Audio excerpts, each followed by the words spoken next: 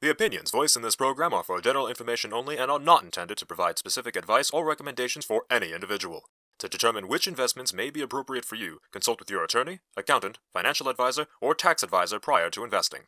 Securities are offered in the United States through First Allied Securities Incorporated, a registered broker-dealer member FINRA SIPC. Advisory services are offered through First Allied Advisory Services Incorporated, a registered investment advisor. The comments are off, so tweet me, or share this to the people that you want to talk with about this anyway. Now, let's begin. You don't need to tell me how cool it would be to have super or psychic powers. There are countless works of fiction and stories where bending spoons is just the start of the journey to picking up cars with the flick of a wrist, or stopping a falling asteroid just by staring at it. Though the search for and understanding of psychic ability has been a matter of public interest for nearly a century at minimum, and would probably revolutionize all that we know about the human brain and science and society as we know it, when asked what they would do with psychic powers, no one really seems to know what they would do. Maybe use it to assist in some daily activities, picking up the trash, moving unruly children to their rooms, or even more laudable goals like fighting crime or saving lives, but people don't seem to really know what these powers are good for. There's never any real specifics to that, so let's answer that today. What is the value of telekinesis? Specifically, the pure and simple ability to move an object from point A to point B. Let's keep it simple and not assume any subatomic manipulation or punching objects with physical force.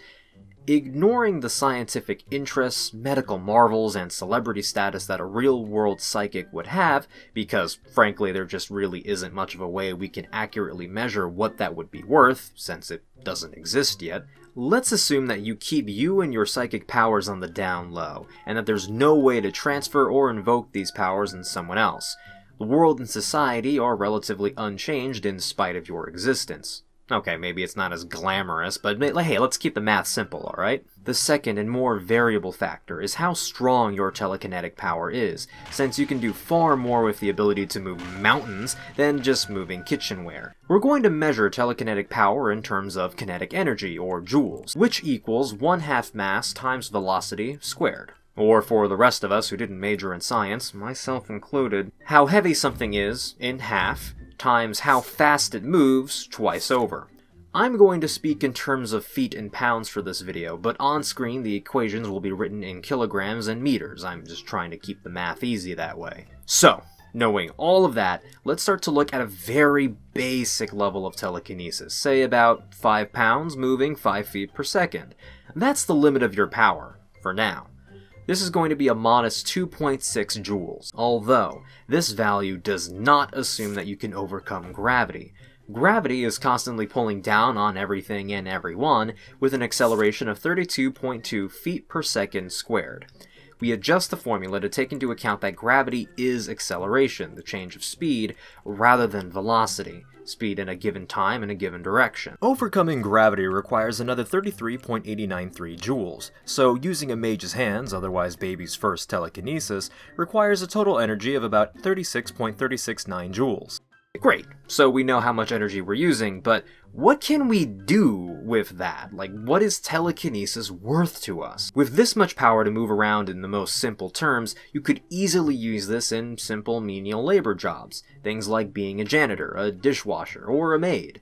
According to the National Bureau of Labor Statistics, as of May 2017, the average wages for each of these professions is, for a dishwasher, this would be $10.68 an hour, or multiplied by 40 working hours in a week over 52 weeks in a year, that's $22,214.40 a year for a dishwasher. A maid earns $11.84 an hour, or $24,627.20 a year, and $13.41 an hour, or $27,892.80 for a janitor. All of this is before taxes and other expenses, so, not as glamorous to be a psychic now, is it?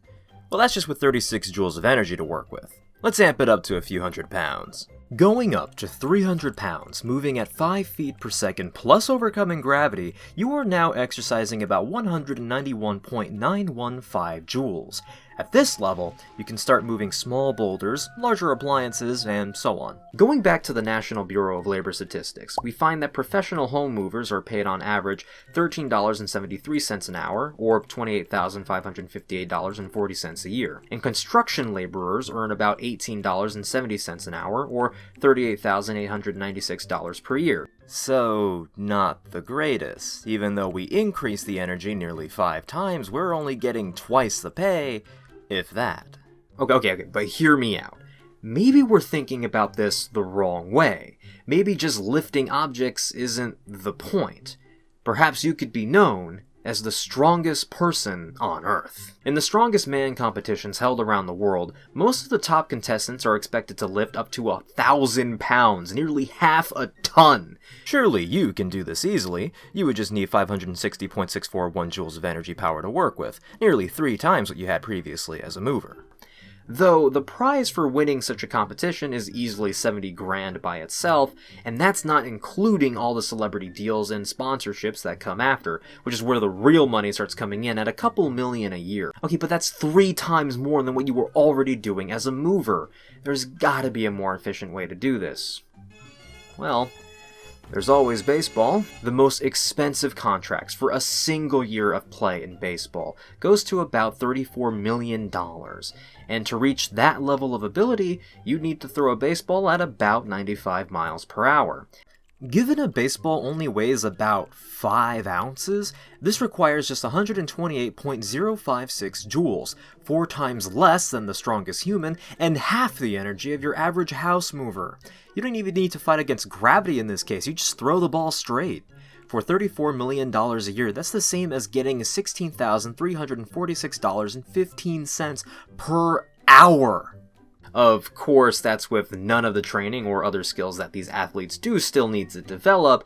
You'd also still be kind of a cheater just doing all of this simply by being able to think about it. Which you shouldn't do. Our example psychic here isn't exactly the most moral person on the world. They're not telling anyone the truth about their powers, but it's a worthy example to show how much these powers would be worth to society. And they can be worth more. Let's really start amping up the power.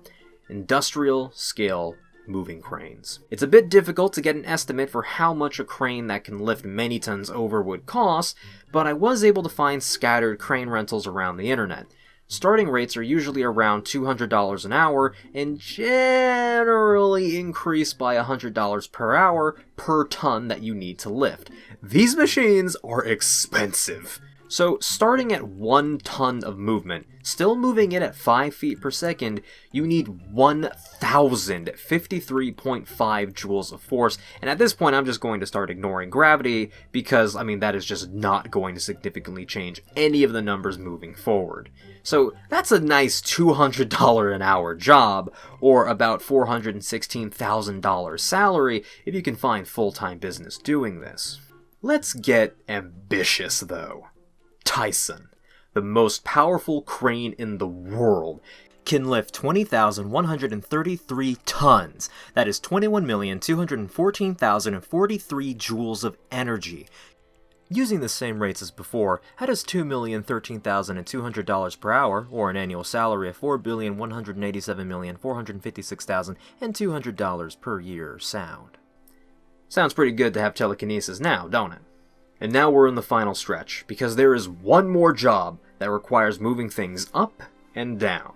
NASA launches. We're going to assume that you're taking on cargo transport missions, moving stuff from ground all the way up to the ISS station in a straight shot upward. Okay, I know it's not literally a straight shot upward. Don't at me at Twitter for not going into the details of curvature and literal rocket science. I was not trained for that. Oh, actually, that sounds pretty cool. You should at me with rocket science. I'd like to talk to you about that. A contract of 12 cargo missions was purchased for $1.6 billion, so we'll divide that down to $133,333,333.33 per mission, with a little 1 penny bonus at the end. But what do we need to do this?